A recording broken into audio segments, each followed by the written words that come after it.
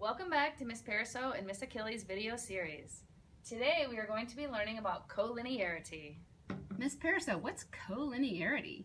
Well, I'm so glad you asked. It's determining if given points are on the same line. So you'll be given 3 points and you're going to try to figure out if they all lie on one line. Oh, you mean like on a graph, like on the coordinate plane? On a coordinate plane, yes, but we're going to give you an algebraic method in order to determine if the points all fall on one line. Is that because this is algebra class? Yes, exactly. Thanks, Miss Paraso. What we are going to be doing here, given 3 points, determine if they are collinear. So you should go ahead and copy this into your notes. Hopefully you already made a page that says collinearity at the top. So we're determining these 3 points. We have A, -4, 14, B, 2, 5, and C, 8, -4. And basically we're going to see, do these 3 points make a straight line? So of course we could try graphing them and see if they make a straight line, but you also need to prove, using algebra, if they actually fall on a line. So step 1 is choose 2 points and determine the slope. So you could choose A and B, you could choose B and C, you could choose A and C. There's lots of different combinations. So you're going to choose 2 of the points and determine the slope. Secondly, you're going to choose a different pair of points and determine the slope. So we're going to go through this process with you in a second, but go ahead and get the points and the steps copied down, and then we'll go through the process.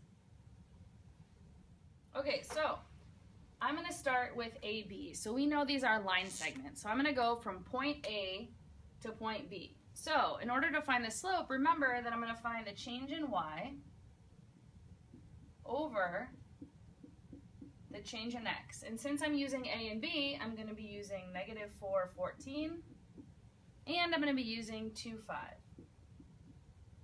So I'm going to go 5 minus 14 over 2 minus -4. All right, so 5 minus 14 is going to give me a -9. And 2 minus -4, remember that becomes a plus sign, so that's 6. Miss Achilles, do you think I should simplify that? Oh yes, we always simplify fractions. Should I turn it into a decimal? No. All right. Also, please don't make it a mixed number. Right. So -3/2. So now I'm going to pick a second pair of points. So I have chosen BC. So I'm going to use point B, which is 2, 5, and point C, which is 8, -4. And I'm going to use the slope formula again. So I'm going to do y2 minus y1 over x2 minus x1. So when I look at the top, -4 minus 5 is -9. And 8 minus 2 is going to be 6. And when I simplify it, I get -3/2.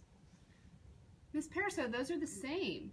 They're the same. So does that mean that they are collinear? It does, right?